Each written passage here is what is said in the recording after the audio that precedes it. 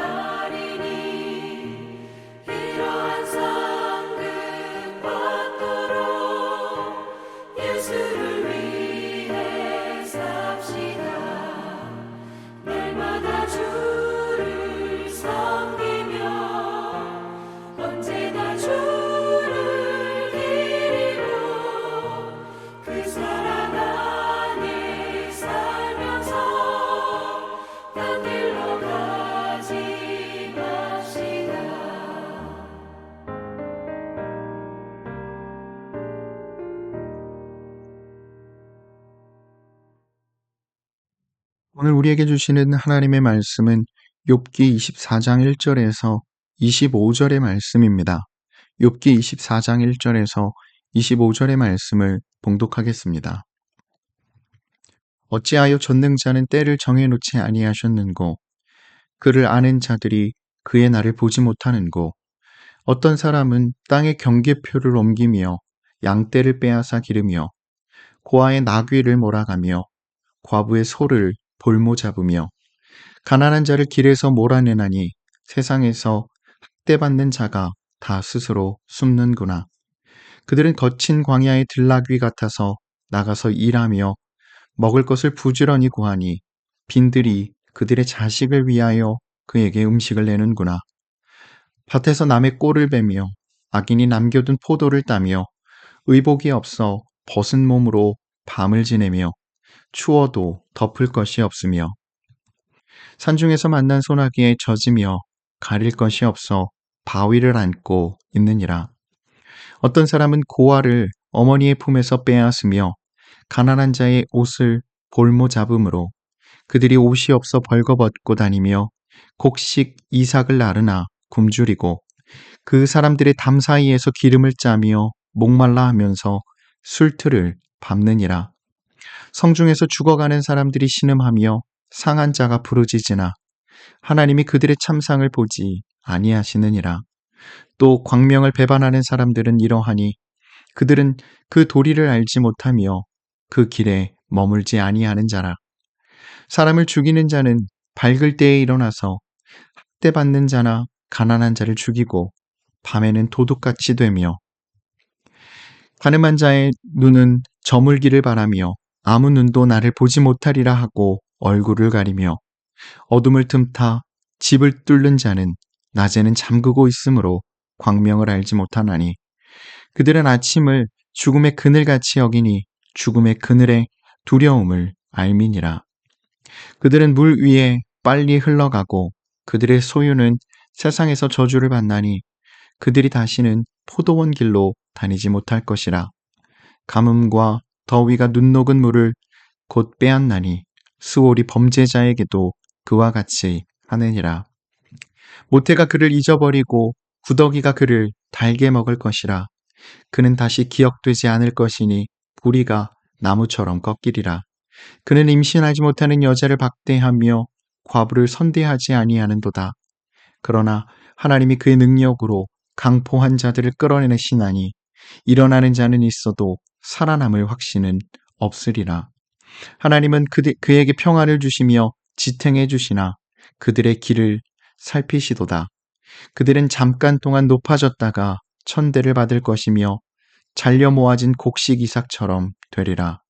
가령 그렇지 않을지라도 능히 내 말을 거짓되다고 지적하거나 내 말을 헛되게 만들 자 누구랴.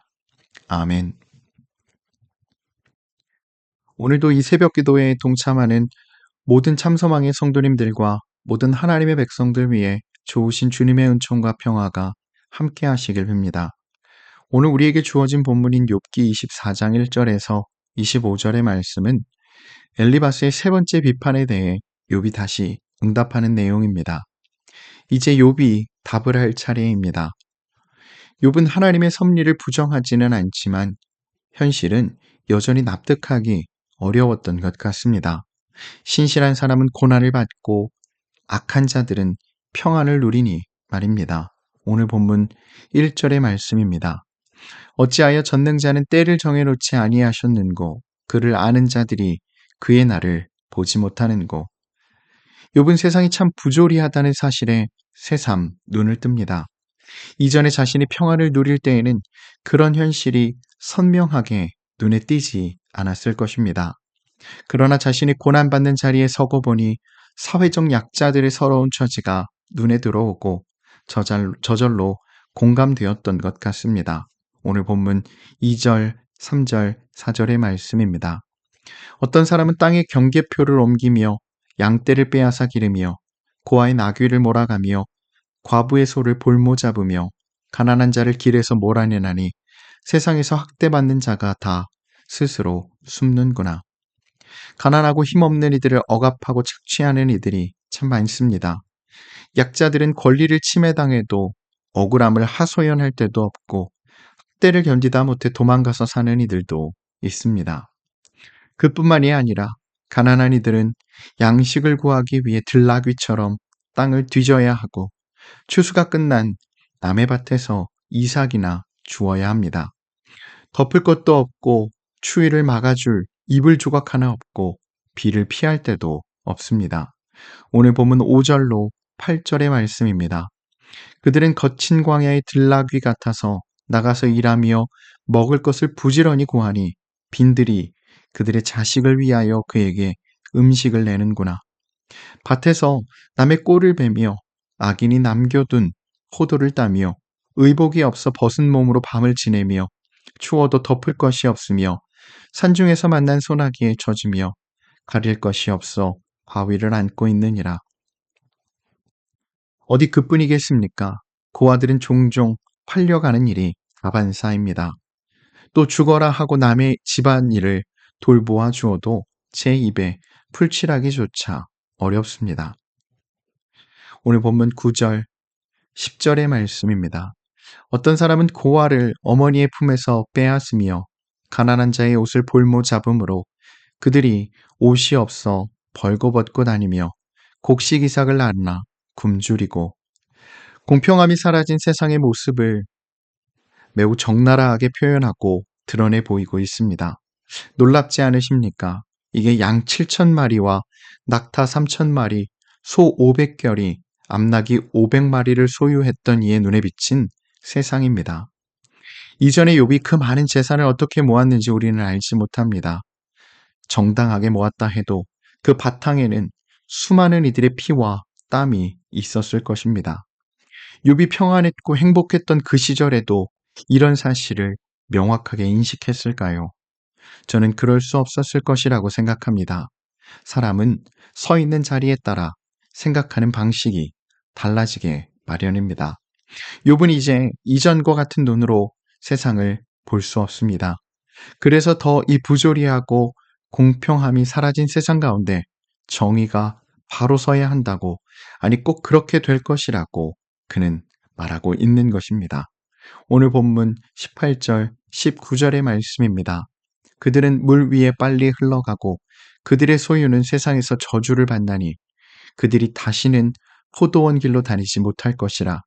가뭄과 더위가 눈 녹은 물을 곧 빼앗나니 스올이 범죄자에게도 그와 같이 하느니라. 물 위에 빨리 흘러간다는 말은 홍수에 떠내려간다는 뜻입니다. 욥은 그들 곧 악한 자들의 소유가 그렇게 속절없이 사라질 것이라고 말하고 있는 것입니다.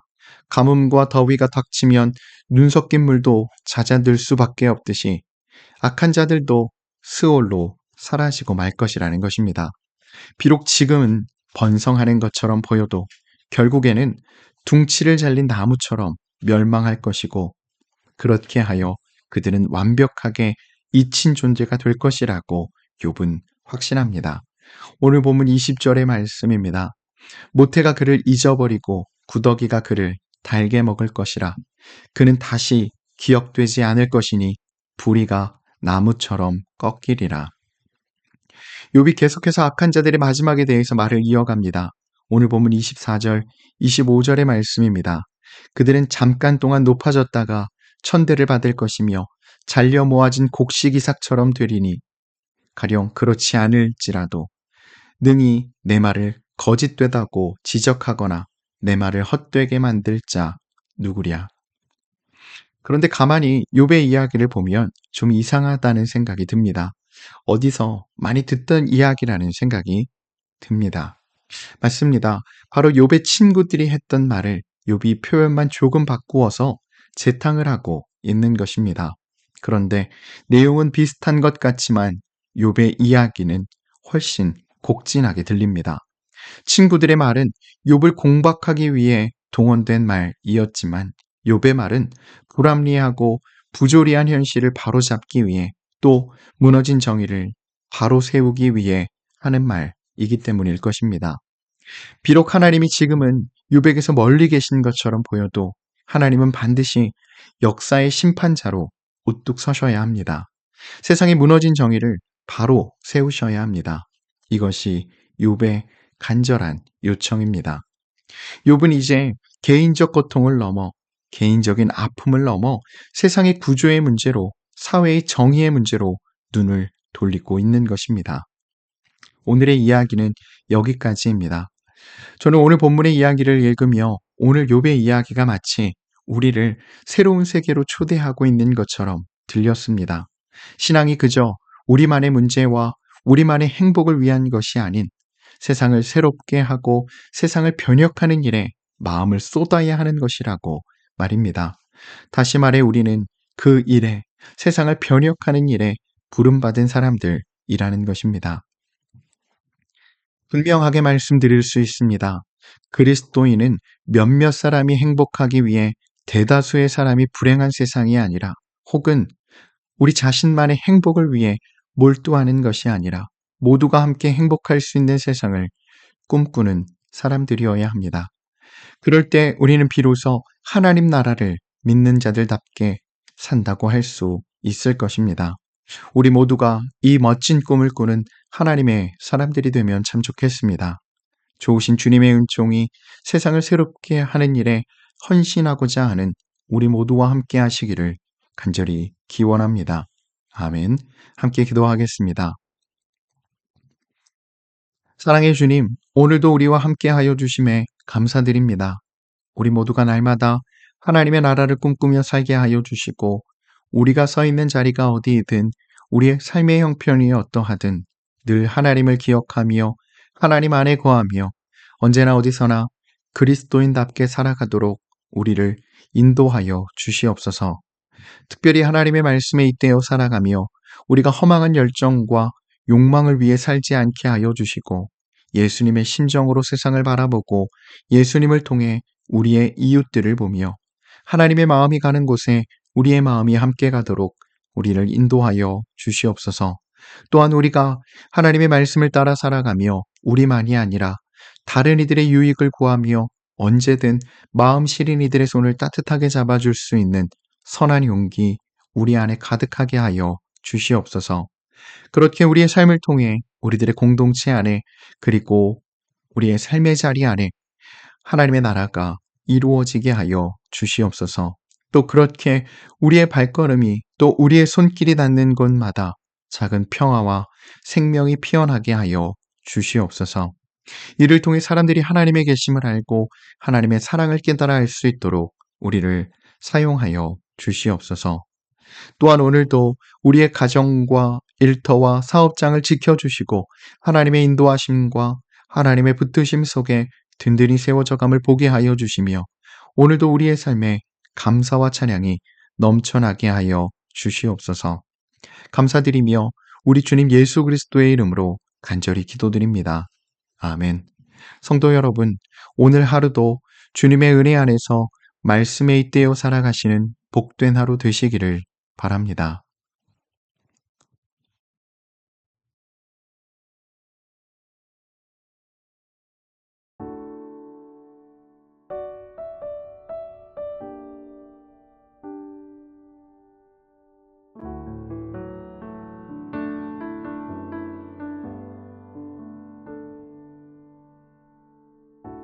세상을